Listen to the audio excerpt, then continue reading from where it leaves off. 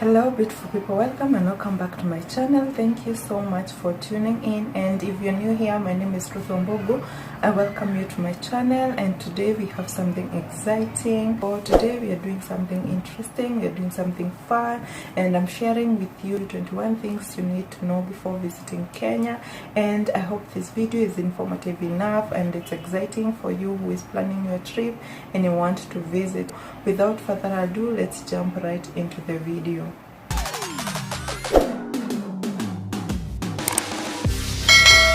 I have a lot of points and they are written all here in my notebook so that I do not forget and I cover this topic at large. So the first thing you need to know about Kenya is that the pronunciation is Kenya. Kenya is a country in East Africa, so it is situated in the eastern part of the map of Africa, so it's also a part of the East Africa community, and the capital city is Nairobi. Our population as per the 2019 census is around 47.5 million citizens in our country. Our local currency is usually Kenya shillings, and we have about 47 different ethnic groups. So you can just imagine we have a mixture of culture, a mixture of tribes. Our national language is English and Swahili. Swahili is also used in East Africa, and we speak mother tongue with our our tribesmen. So at least every Kenyan knows about 3 languages. So they know English because this is the language taught in schools, and we also speak Swahili because it's also another language which is taught in school, and it's a national language, and we are also able to speak our native language. So another fun fact about our country is that equator runs across our country. The region, we have about 83% Christians, we have around 15% Muslim, we have a percentage of Hindu, and also a percentage of Buddhist, and maybe other which have not been bookmarked in the country. But yeah, that is relatively how the religious aspect of Kenya is. Another fun fact about our country is the culture. As you can imagine, we have 47 ethnic groups in the country, so we do not have a specific culture that we say that this is the one that is prominent culture in Kenya, but each community identifies with their unique culture, traditions, beliefs, and the aspects of life, including even the food that we get to enjoy. So yeah, that's another fact about Kenya. The next thing is the cuisine. The local foods and drinks. As you know, we have the Indian influence, we have the Arabic influence, and we also have the continental dishes which are usually enjoyed here in Africa. So ugali and sukuma wiki, which is kale, is our main dish and the main staple of Kenyan cuisine.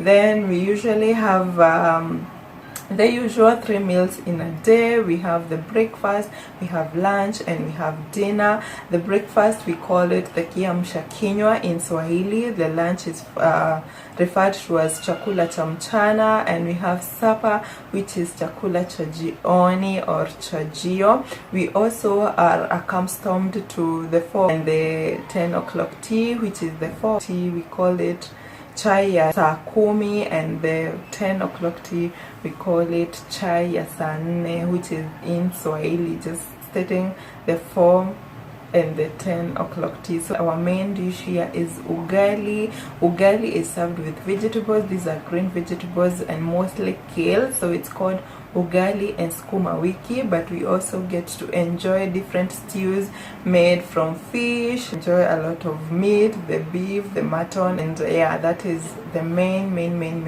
dish in our country. Another fun fact about our country is the typical Kenyan breakfast, which is usually tea and porridge with bread, chapati, boiled arrowroot, sweet potatoes, and stuff like that. Money, as I've stated in the introductory part, we use the currency called Kenya shillings. And when you're visiting Kenya, you need to note that We have ATMs all over the place. Each town is equipped with the ATMs, and these ATMs, at least you can get to use your cards, your Visa card, your MasterCard, your debit card, and it's easy. We also have mobile money, which is through M-Pesa and Airtel Money, M-Pesa being the largest network that offers these services. So yeah, so when you come here, at least you can use any kind of payment. You can use either cash, you can use the mobile money, you can use M-Pesa or Airtel Money, or you can also use, you know, the card to swipe and get services available to you. About communication, or what do you need to communicate when you're visiting our country?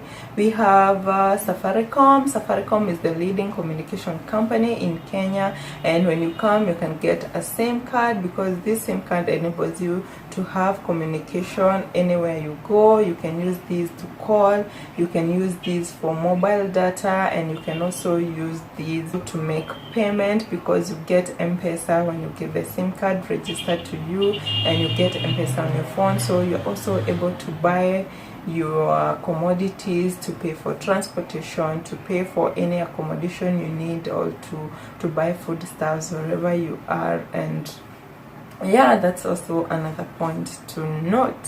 So another point is visa. Most governments world over are moving through the digitalization of the operations, and you can check if your country you need visa. When you are coming into the country, you can check if you need visa. All this information is available online, and you are able to get all the information you need before you plan your travel. Yeah, another thing, the yellow fever certificate. When you're coming to Kenya, you need to have your yellow fever certificate, and vice versa. When you're leaving Kenya, you also need to have your yellow fever certificate to go to any other country. So that is also another key point to note.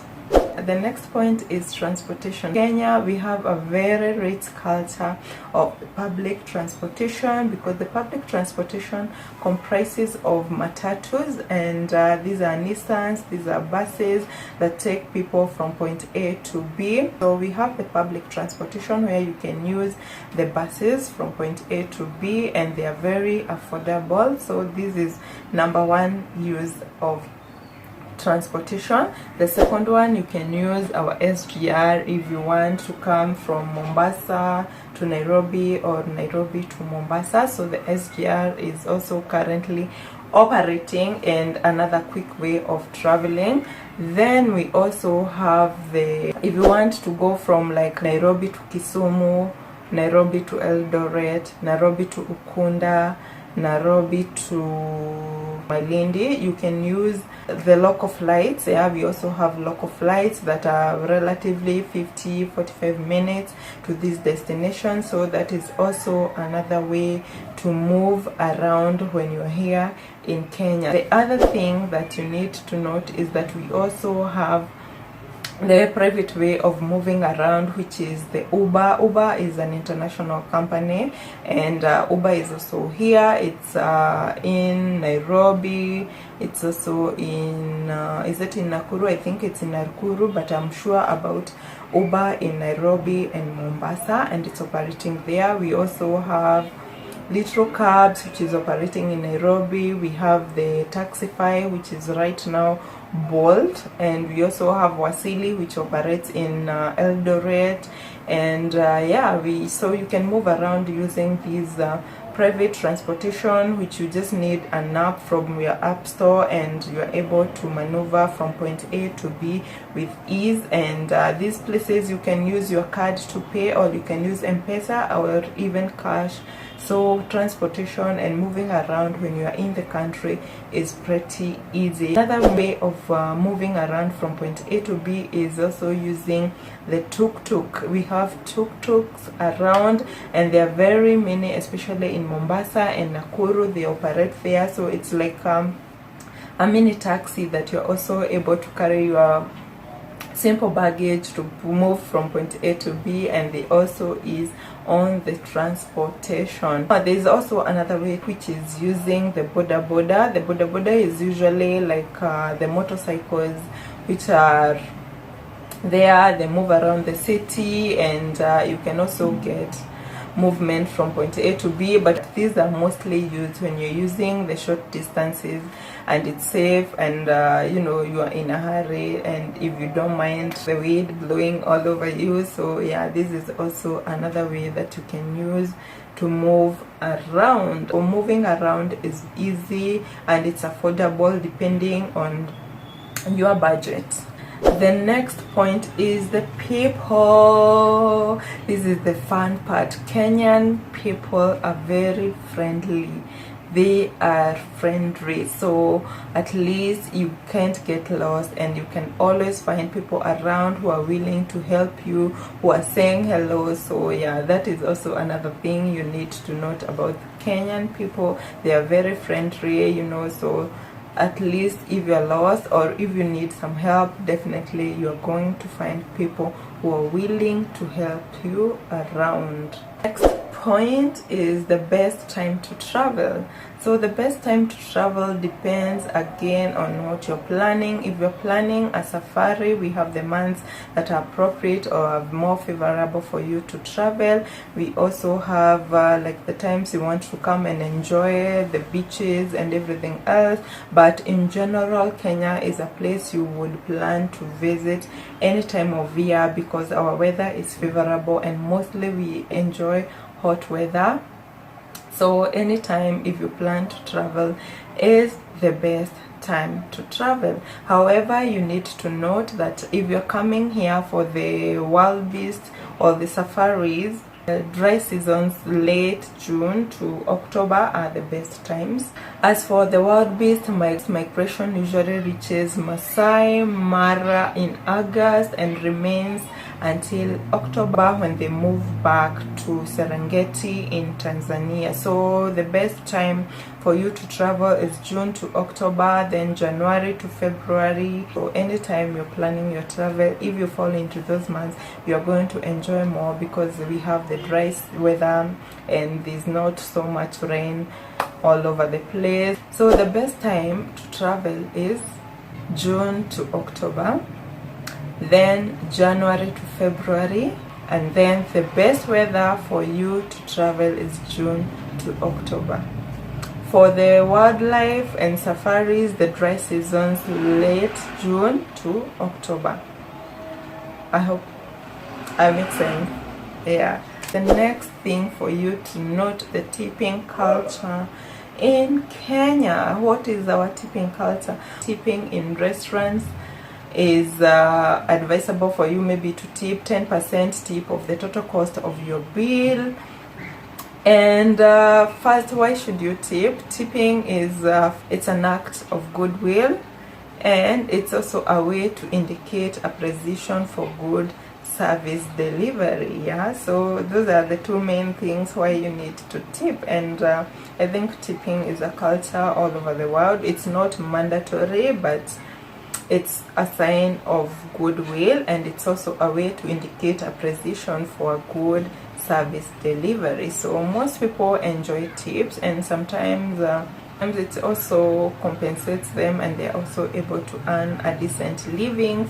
So consider tipping also when you're here in Kenya, and yeah, show a sign of goodwill. And if you appreciate a service, let the person know that you are really happy that they went out of their way to do something and make your stay or your experience more better. Another thing that you need to note is rush hour and traffic. Rush hour and traffic here in Kenya is usually in the morning from 6 a.m. to 9 a.m. and then from 4 p.m. to 6 or around 7 p.m. But this again depends if you are in the busy towns. Which are the busy towns? The busy towns is one, Nairobi, Kenya, and then Mombasa. So you need to plan in advance and to plan to move around early if you're going for meetings, if you don't want to be caught up in the traffic. So plan your trip early, and if you have no fixed schedule, then I would advise that you plan your meetings and you plan your schedules after 9 and before 4 p.m. because those times at least you are able to move around without much traffic, and you are definitely going to enjoy your stay. Crossing roads in busy cities. Crossing roads in busy cities is also a thing here in Kenya. We have the traffic lights, but be assured that you need to be smart when you're crossing the roads. Be street smart, because sometimes you will find cars, they are overtaking, they're just coming, they are passing by. So you need to be keen when crossing the road, and check if the driver sees you when you're crossing the road, so that you don't get smashed and you are not dead when you're visiting our country. This also applies to you who is new in the city. Be considerate and be mindful of yourself, and check whenever you're crossing the road. The next point is places to stay when you're visiting Kenya. We have a lot of accommodation options. We have the hotels, we have the budget places to stay like the budget hotels. We also have the Airbnb experience here in Kenya. We have hostels, we have all those available options for you to stay, so you don't have to worry. It all depends on the budget, it all depends on where you're traveling to. So all these options are open for you, whether in Nairobi, in Mombasa, in Kisumu, in Eldoret. All those facilities are available for you depending on your pocket and depending on the experience you are going for. So you don't need to worry. Places to see when you visit Kenya. We have so many places for you to see when you visit Kenya. We have the Maasai Mara, which is a national reserve and one of the world's most magnificent game reserves. So if you come here, make sure you plan to visit Maasai Mara, which is also a park which is famous for the great migration. If you want to come and witness the great migration of the wildebeest, then this is the place to be. I've already discussed which months are the best for you to come and watch the great migration. We also have Buffalo Springs and the Tsavo National Park. Lake Nakuru National Park is also another place you want to visit. You can also visit Lamu Island. Be sure to check Mombasa out, Lake Naivasha, Nairobi, the Nairobi National Park, the museum, the Sheldrick Wildlife Trust, the Giraffe Center, Wasini Island, where you could be watching and swimming with the dolphins.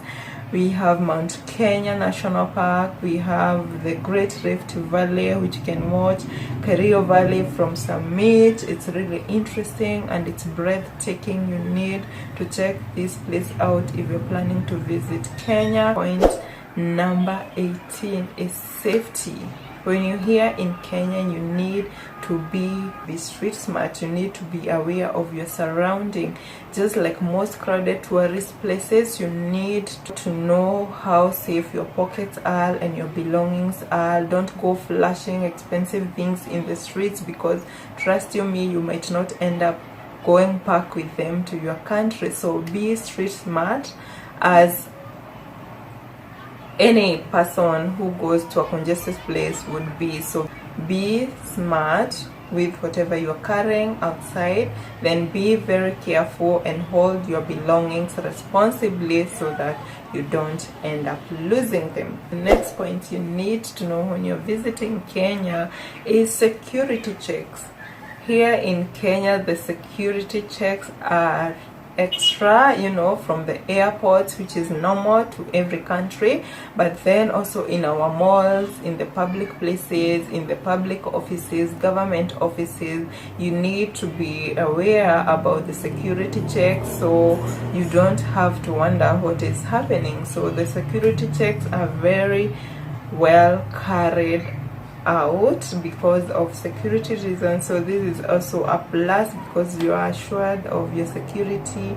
And you know, when you're going to the malls, when you're going to the offices, when you are, you know, inside buildings, parks and what have you. So this is also something else to note, so that you're not confused. Vlogging in malls and flying drones is prohibited in public places, malls, national parks. So be aware not to rub shoulders with the authorities. I think this is a point we should talk about, because it has happened to many people who want to come here and maybe to fly drones or to vlog in the mall. So due to the security and some of the things that have happened in the past, I think our authorities or the government tries to put it minimal anytime, or any person who would want to come and shoot videos, fly drones in the country. So this is very, very critical, and you need to be aware of it, not to get arrested or to get yourself into a situation where you have to explain to the police or anybody else why you are doing this, because it's not allowed unless you have a permit or you have an assignment that needs you to do this. So plan in advance, and if you have to ask somebody that you're going to be shooting anything, then you have to seek the relevant permission from the relevant authorities. So don't get caught up, don't get confused, don't get frustrated, but this is the rule, and if you go against the rule, trust you me, you're going to find yourself in trouble. I think this is my 21st point, or the next thing you need to know before coming to Kenya is the food, where to buy food. First of all, if you're coming and staying in hotels, obviously those are restaurants that are serving food, they're serving buffet, they're serving a la carte. So it's whatever you like and you want to enjoy. So you can eat from the hotel you are staying. You can also eat from the local restaurants. There are very many. We have fast food restaurants, we have all those kind of restaurants, the local, the low budget restaurants that you can go eat our traditional food, from mokimo, chapatis, pilau, you know, all those nyama choma. There are all those local restaurants that you get to enjoy local food. Also, another way you can eat, if you're staying in an Airbnb, you can also enjoy cooking for yourself. We always have ready, fresh vegetables, fresh foodstuffs coming to the market every day. That is the culture here in Kenya. Fresh foodstuffs comes to the market every day. You can buy this from the supermarkets, from the market, just outside your kitchen, just outside the place you're staying, just in the ordinary markets. You get to visit and buy fresh produce, fresh fruits, fresh vegetables, fresh potatoes, fresh anything you think about, avocados, maize, beans, everything. You can get them anywhere. I'm telling you, anywhere, because the market is full of those things. Yeah, if you prefer to prepare your food for yourself, and you will be lost of choice. We also have delivery services. For example, if you're staying in a hotel and maybe it's just a bed and breakfast, you can also order for deliveries. We have deliveries made every day from Jumia Food. Local restaurants also do deliveries, and Uber Eats, you know, you can get a lot of deliveries from anywhere you wish. So that is also another thing to note when you're visiting the country. I hope I have covered most of the pointers to experience or to note when you're visiting the country, and these among many other, but these are the major ones that you need to put into consideration, because they're going to make your stay more comfortable, and you're going at least to know what to expect. I hope you liked this video. If you did, don't forget to like, comment, share with your friends, tell a friend to tell a friend. If you haven't subscribed, consider subscribing. Follow me on my social media, Instagram here, Facebook here, and I will definitely see you on my next video. Bye bye.